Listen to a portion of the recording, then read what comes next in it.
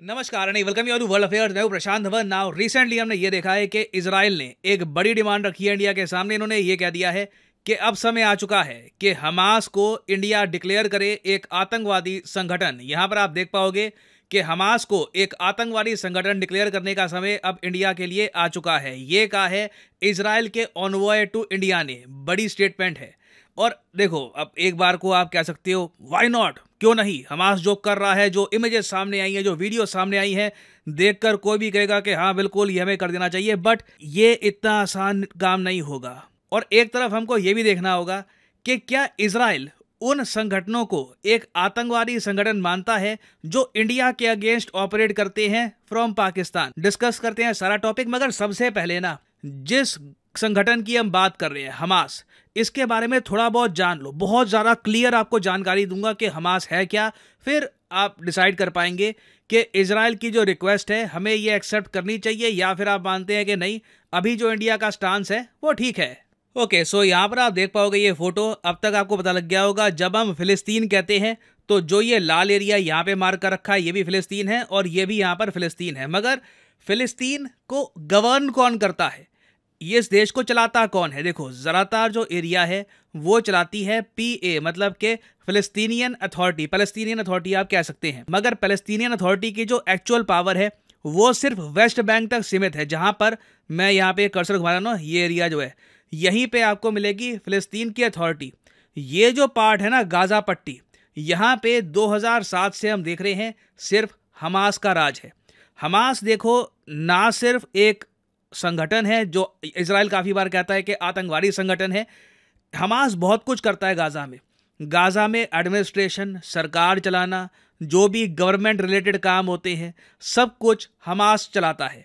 अब यहाँ पे आप कहोगे मगर ये क्यों? जो फ़लस्तीन की सरकार है, जो वेस्ट बैंक चलाती है, वही लोग गाज़ा को गवर्न क्यों नहीं करते?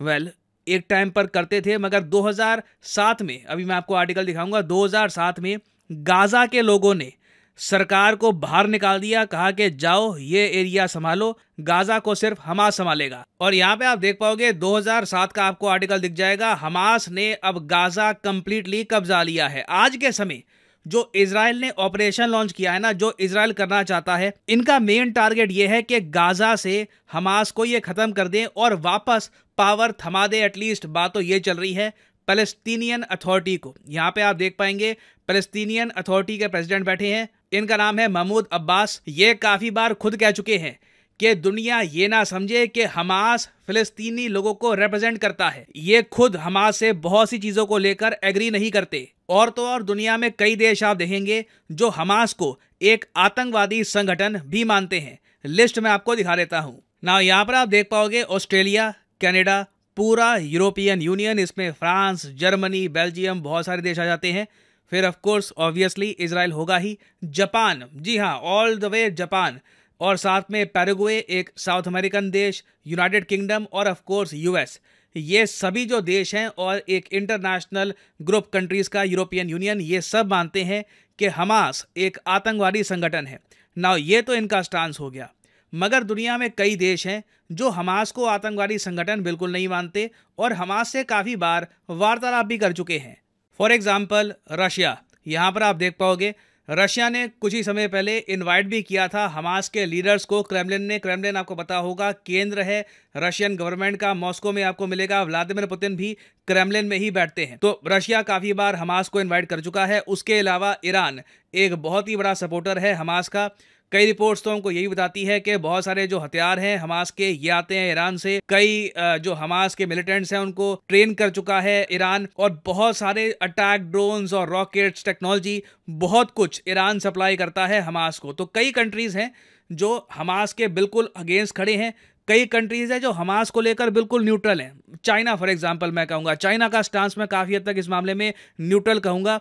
बट ओवरऑल इंडिया अगर ये कह देता है कि हमास एक आतंकवादी संगठन है, तो उससे देखिए जो हमारा भी बैलेंस बना हुआ है ना, कि एक तरफ हमें जो इस्लामिक वर्ल्ड है उनके साथ भी रिलेशंस बनाकर रखने हैं, दूसरी तरफ इजराइल समेत जो पश्चिमी देश हैं उनके साथ रिलेशंस बनाकर रखने हैं। वो जो बैलेंस है ये डिस्टर्ब हो जाएगा, क्योंकि एक ऐसे टाइम में जब इजराइल एक बड़ा ग्राउंड इन्वेजन करने वाला है गाज़ा का आधा हिस्सा कब्जाने वाला है, ऐसे टाइम में हम अगर ओपनली ये कह देते हैं कि जी हाँ बिल्कुल हम मानते हैं कि हमास एक आतंकवादी संगठन है, इससे इजराइल को एक जियोपॉलिटिकली आप कह लीजिए बहुत ही बड़ा बूस्ट मिलेगा। इंटरनेशनली हर जगह न्यूज़ आएगी कि इंडिया एक ह्यूमंगस कंट्री, इंडिया ने ओपनली डिक्लेयर कर दिया है कि हमास एक आतंकवादी संगठन है। मगर दूसरी तरफ हमको एक बात ये भी समझनी होगी कि जियो पॉलिटिक्स में ना गिव एंड टेक होता है। आप कह लीजिए कोई यहाँ पर फ्री लंच नहीं है, ठीक है, कोई फ्री में कोई किसी के लिए काम करता नहीं है।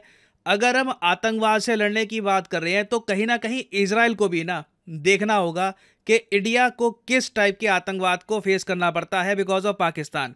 जैश ए मोहम्मद के बारे में आपको पता होगा, आतंकवादी संगठन है, पाकिस्तान बेस्ड है, काफी बार ये लोग कश्मीर में अटैक्स ऑर्केस्ट्रेट करा चुके हैं। क्या इजराइल जैश ए मोहम्मद को एक आतंकवादी संगठन मानता है? अनफॉर्चुनेटली नहीं। बहुत सारे पाकिस्तानी संगठन हैं, उनको इजराइल एक आतंकवादी संगठन नहीं मानता। अब यहाँ पे आप देख पाओगे जैश ए मोहम्मद को आतंकवादी संगठन कौन कौन मानता है? ऑस्ट्रेलिया, कनाडा, इंडिया, पाकिस्तान खुद, Russia, UAE, United kingdom, United states of America, UN और ब्रिक्स भी।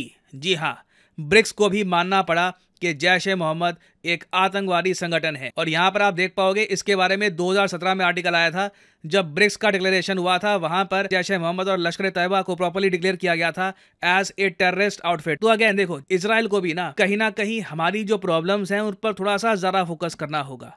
और यहाँ पे मैं जानना चाहूंगा आपका ओपिनियन। क्या आप मानते हैं कि अभी के लिए इजराइल का जो स्टांस है, क्या उसी के बेसिस पर इंडिया को डिक्लेयर कर देना चाहिए कि जी ठीक है हमास आतंकवादी संगठन है, या फिर आप मानते हैं कि गिव एंड टेक करिए, यहाँ पे इजराइल को भी कहिए कि बहुत सारे संगठन हैं, आपने पता नहीं क्यों इनको इग्नोर कर रखा है, पाकिस्तान बेस्ड है, कई और जगह में बेस्ड है, ये इंडिया के अगेंस्ट आतंकवाद करते हैं, आप भी इनको डिक्लेयर करिए आतंकवादी संगठन। एक कुछ गिव एंड टेक तो होगा, एटलीस्ट लगेगा कि चलो ठीक है प्रॉपरली आतंकवाद के अगेंस्ट लड़ाई हो रही है। तो मैं जेन्युइनली यहाँ पे जानना चाहूंगा आपका ओपिनियन।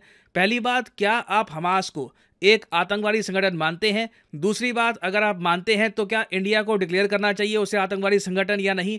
लिखेगा इसके बारे में कमेंट सेक्शन में। I would genuinely like to know your opinion. और अनअकैडमी के देखिए ऑफर चल रहे हैं आज के समय।